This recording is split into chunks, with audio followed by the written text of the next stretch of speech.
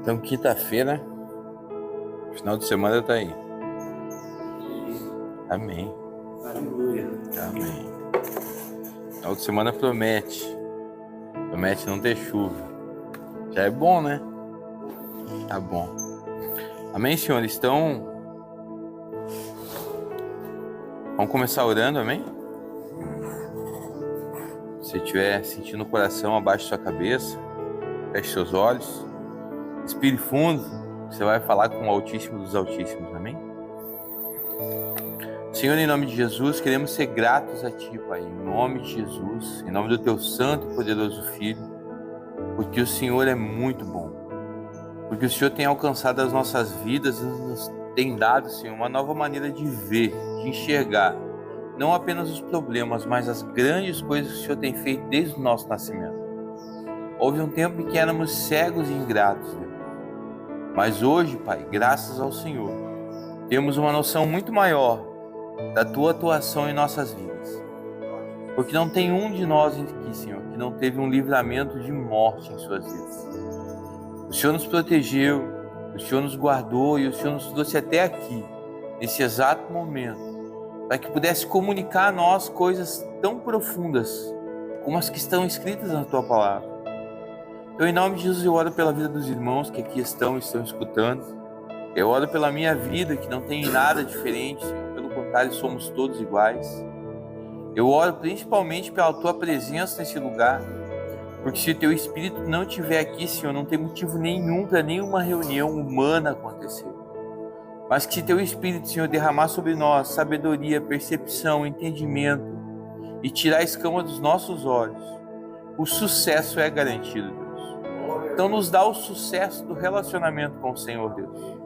Nos dá o sucesso, Deus, de ter uma vida, Senhor, na Tua presença.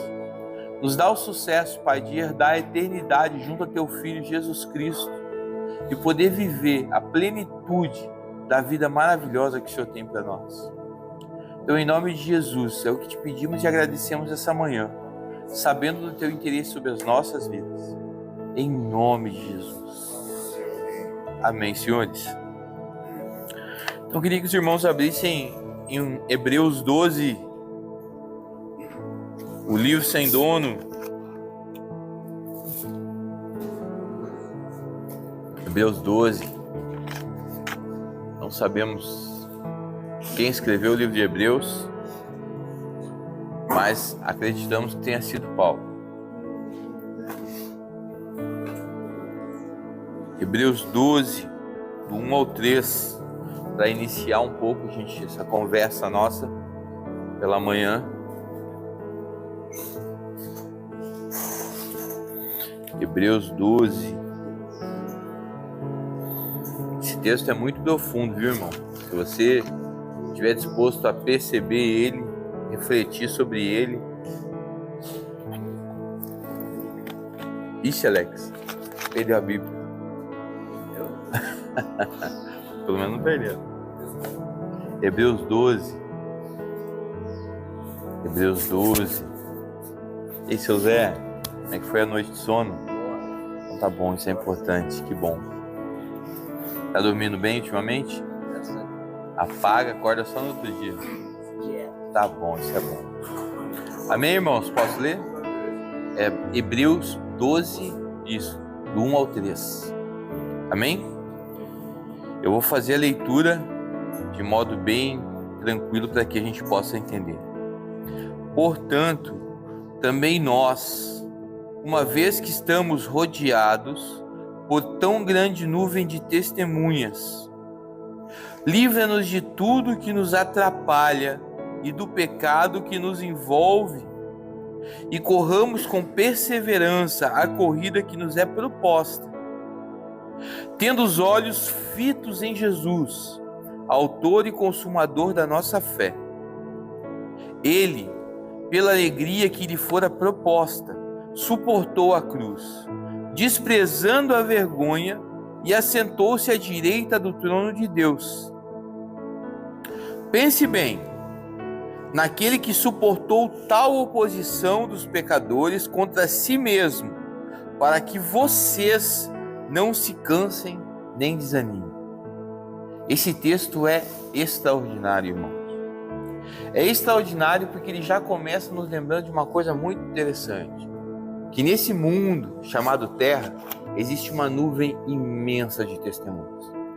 Houve um certo profeta que num momento ali de falta de lucidez, ou talvez até de ego inflamado, disse: Senhor, não tem mais ninguém, só existe a mim.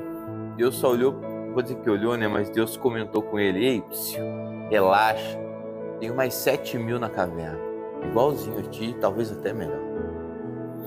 Então, irmãos, sabe, muitas vezes a gente olha para o Evangelho e não entende a potência que ele tem.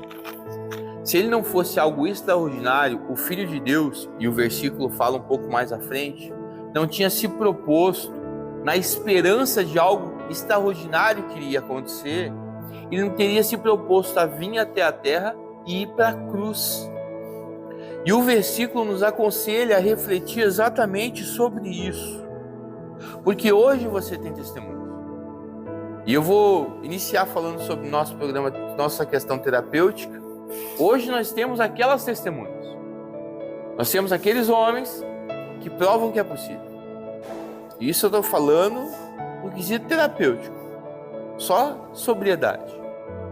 Mas se você quer ir mais a fundo e quer ter uma vida transformada em Jesus Cristo, na Coreia do Norte, na China, no Sudão, toda aquela parte do Oriente Médio, existem milhares de cristãos presos nas cadeias, sendo torturados, sendo mortos. E aí eu te pergunto, você já parou para pensar o porquê esses homens suportam essas coisas? O porquê que Jesus Cristo suportou o que ele suportou? Da onde vem essa perseverança? E eu lhe digo da onde vem essa perseverança. Da convicção na esperança do que há de vir. Tem alguns relatos de algum desses homens que voltaram dos cárceres, voltaram das cadeias depois de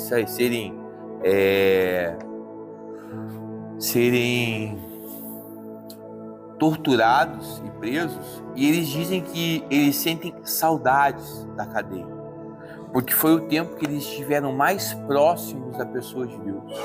Eu acredito que muitos deles tiveram experiências quase físicas com o Senhor. Não sei se, estou só pressupondo aqui. Mas essa esperança é o que os move. Entende, irmãos? E eu quis trazer esse texto por quê? Porque sem esperança o homem não tem nada. Porque eu posso muito bem ter uma vida comum e ter a esperança de ter um bom emprego e batalhar por ele e alcançá-lo. Mas e depois? Eu posso ter a esperança de ter uma boa esposa, bonita, que cuide bem de mim, da família, dos filhos, e eu, reciprocamente eu também dela. Mas e depois? Eu posso ter uma esperança ainda um pouco mais baixa de ter um carro maneiro, bonito, show de bola, que eu sei que é de muitos. O homem tem essa tendência de querer ter um carro legal, né? Mas e depois? Jesus não foi para a cruz por causa dessas coisas apenas, meu irmão. Ele foi para a cruz porque ele tinha noção de que na eternidade existia algo extremamente prazeroso, poderoso, reconfortante, tanto para ele que hoje está à direita de Deus, porque ele está à direita de Deus, mas também caminha em meio à igreja e ele está aqui nesse exato momento. Mas também ele sabia que ele poderia levar um número enorme de pessoas com ele se ele tivesse a coragem de ir para a cruz. Pelo quê? Pela esperança da salvação de milhares. Esse texto é altamente profundo, porque ele nos faz pensar sobre realmente a nossa vida. No que eu tenho colocado as minhas esperanças. E é muito legal, porque ele fala uma coisa legal, ó. Livremo-nos de tudo que nos atrapalha e do pecado que nos envolve.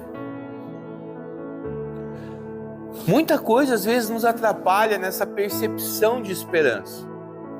Isso que é interessante, porque o texto está falando de uma esperança eterna. de algo que você realmente pretende e irá viver, se você permitir que o Senhor haja na sua vida. Mas para isso a gente tem que lembrar que tem uma frase de Jesus que arrebenta, mas é bênção, irmão. Quer ter vida? Morre. E eu queria falar para os irmãos sobre essa questão de que cabe a nós nos livrar do que nos atrapalha. E eu uma vez escutei uma pregação muito interessante que o tema era assim, ó: Deus, o destruidor de sonhos. E parece de início uma coisa estrondosa, tá louco? Mas que Deus é esse? Não, meu Deus quer me dar do bom e do melhor, o maná dessa terra. E realmente Ele quer. Só que sabe que o problema não está nele, está em você que não entende o que é o maná dessa terra. A tua esperança é comer, talvez, numa linguagem chula, um pão com mortadela, enquanto Deus tem para você, meu irmão, o melhor dos churrascos. Entendeu? Às vezes nós criamos planos das nossas vidas sem ter essa visão de esperança no Senhor. E esses planos são tão pequenos, por mais que você ache grande. Nossa, vou me tornar um empresário enorme, ou vou ser um dono de grandes empresas, vou abrir isso, vou fechar aquilo, vou fazer isso, vou construir uma casa. Irmão, isso é pequeno. Sabe por quê? Isso não vai preencher o teu vazio existencial. E segundo, não vai te levar para o lugar que Jesus quer te levar. Sabe por quê? Porque a tua morada, segundo João 14, já está construída. Irei e vos farei morada. Então a tua morada, quem vai construir é Ele. Não estou dizendo para você também não ter uma casa para sua família, tal. O que estou dizendo é que os planos de Deus são maiores para a sua vida. Muito maiores do que esses que você tem hoje na sua mente. Então se livra do que te atrapalha. Eu não estou dizendo para você esquecer dos seus planos. Bom seria se realmente a gente dissesse: Deus, eu vou reescrever a minha vida, eu vou colocar todos os meus planos aos teus pés, e a partir de agora o Senhor começa a me mostrar para onde o Senhor quer me direcionar. Meu irmão, sucesso total. Mas nós, como seres humanos, ambiciosos por natureza, até por uma necessidade que vem lá do Éden, quando a gente saiu do Éden, nem tudo era tão fácil de conseguir, a gente desenvolveu esse costume de acumular coisas, é quase que uma necessidade natural, né? Mas o que Jesus quer falar, dizer o quê? Que busca primeiro a mim, busca primeiro o reino, e eu vou te dar tudo que você precisa. Não talvez tudo que você quer, mas tudo que você precisa. Tem um ditado, tem um clichê, eu digo até clichê de tantas vezes que eu ouvi, sobre o pai que não dá uma bicicleta para o filho de 3, 4 anos, né? Mas quando ele cresce, o pai quer dar até uma moto, um carro. Com Deus é exatamente assim, irmão. Ele quer te dar o melhor, mas para isso é necessário que você se permita ser moldado pela pessoa dele. Até porque você está rodeado por uma tão grande nuvem de testemunhos. Pessoas que tiveram sucesso e alcançaram maravilhas em Deus. Porque você pode alcançar o que você quiser com seu esforço próprio. Eu vou te fazer uma pergunta. Quando você alcançou o que você queria? Quem já teve um carro maneiro aqui? Quem já teve uma moto top? Quem já teve uma casa? Quando você alcançou e tem isso aí, você sentia um prazer total, uma completude, uma esperança? Você realmente sentia essa alegria que exala? Ou era só mais uma aquisição? Só mais uma aquisição, meu irmão. E não era tudo que a gente esperava. Normalmente a gente nem consegue chegar exatamente lá. O sonho às vezes é um pouquinho diminuído, porque, né? Mas com Deus é diferente, irmão. Com Deus ele já tem feito na vida de milhares de pessoas coisas extraordinárias e quer fazer na sua. E ele fala assim, ó: eu não preciso de ti nada. Eu não preciso que você faça nada. Porque a única coisa que eu preciso é que você me permita executar na tua vida o que você nasceu para que eu execute. Tem um outro versículo muito interessante que diz assim, ó, que alguns homens questionam Jesus sobre: Senhor, e essa pessoa aqui com o problema de deficiência, quem pecou, seu pai ou sua mãe? Jesus fala assim, ó: nem seu pai e sua mãe. Mas ele nasceu assim, para que a glória de Deus fosse declarada sobre a vida dele. Aí você entende como você quiser. Eu entendo que meu grande problema, o meu calcanhar de Aquiles, só existe para que Deus seja glorificado nele. Cada um sabe, né? Qual o seu grande problema, né? Qual que é a tua luta, qual que é a tua batalha.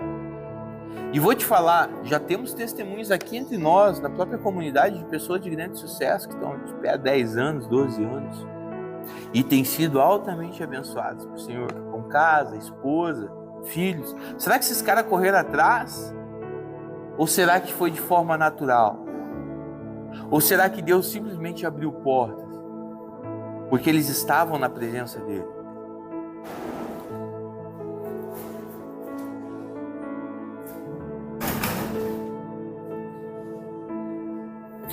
Ele, pela alegria que lhe fora proposta, suportou a cruz.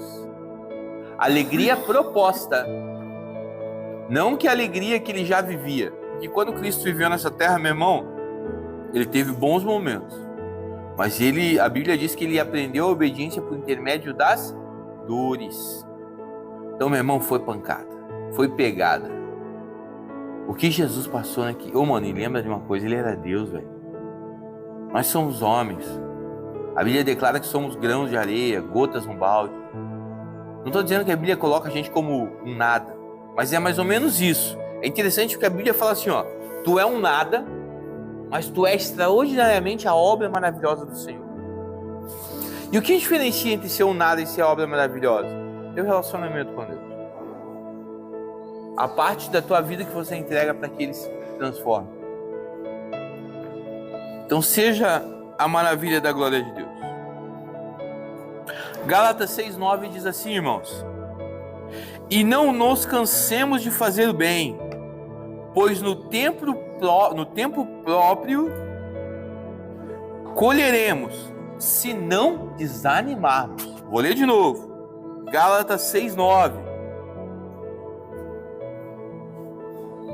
diz assim: e não nos cansemos de fazer o bem, pois no tempo próprio colheremos, se não desanimarmos.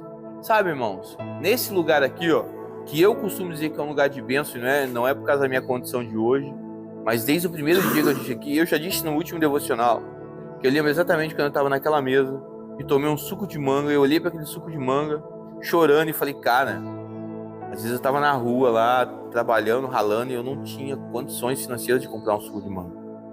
E agora eu estou nesse lugar e Deus me dá esse suco de manga. Fora o prato maravilhoso que tinha ali, mas o suco de manga falou comigo. Agora a gente não tem mais tanto suco natural, mas naquele tempo tinha um suco natural que era fera. Bênção também o suco ali que a gente recebe hoje. Mas aquele tempo era algo marcante, assim, sabe? Eram sucos muito top. E o que eu quero dizer com essa questão do suco? Irmãos, pra gente não cansar de fazer o bem. O que é fazer o bem? Pra quem que você tem que fazer o bem primeiro, irmão? Pro teu próximo? Primeiro pra você. Porque se você não fizer o bem pra você, você não tem capacidade de fazer pro próximo. Se você não estiver bem consigo mesmo e com Deus, de que maneira você pode ser bênção na vida do teu próximo? Não desanimemos, porque vocês vão alcançar algo extraordinário. Senão o texto de Gálatas 6:9 seria mentira. Mas ele diz, e eu vou ler pela última vez para finalizar: e não nos cansemos de fazer o bem, pois no tempo certo você colherá. Irmão, esse aqui é um tempo, essa atmosfera, esse lugar geográfico é uma bênção para se aperfeiçoar caráter para o bem. Eu sei que existem conflitos, existe o dia mau, existe a dificuldade, isso existe.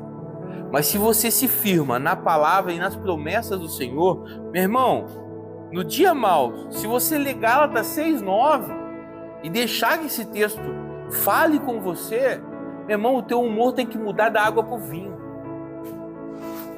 Se você tem um problema com uma pessoa, não cansemos de fazer o bem, vou lá resolver. Porque eu sei que você vai fazer o bem. Se eu estou bem com Deus, eu estou bem com o meu próximo.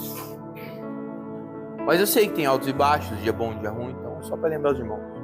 Mas que vocês se dediquem a essa situação, irmãos. Eu quero deixar esses 2 versículos para que vocês reflitam sobre exatamente isso. A nuvem de testemunhas que vocês têm. Vocês querem ser sucesso? Eu não falo, quando eu falo sucesso, não é só estar naquele quadro ali, porque eu nem sei como é que está a vida da maioria. Eu sei como é que está o André, sei como é que está o Carlos, que está para a bênção, o Otto. Realmente bastante gente sabe ali que está voando, irmão. Voando, sabe? Mas quando eu digo isso, eu digo que em relação a um crescimento agora. Você não adianta você pensar depois. Lá é esperança. Aquilo ali é esperança de chegar lá. Mas interessante é o Gálatas 6,9, que diz o quê? Não cansem de fazer o bem, porque você só vai chegar lá se hoje aqui você fizer o bem. Porque isso vai te aprimorar, guerreiro. Cada vez que você, em vez de uau, segura, ou perdoa, tu está sendo aprimorado, lapidado. Vai chegar uma hora que esses problemas vão estar resolvidos na tua vida. E a ira já não existe mais, a falta de perdão já não existe mais, sabe? E tu é um ser lapidado e transformado pela pessoa de Jesus. Amém, senhores? Então eu queria deixar essa breve palavra para os irmãos, para que você reflita 2 coisas. Então, só para lembrar, a esperança que proposta para a tua vida, e não canse de fazer o bem, porque a tua colheita, irmão, é garantida segundo Gálatas 6,9, não segundo eu. Segundo Gálatas 6,9. Não canse de fazer o bem, que a tua colheita está garantida. Amém?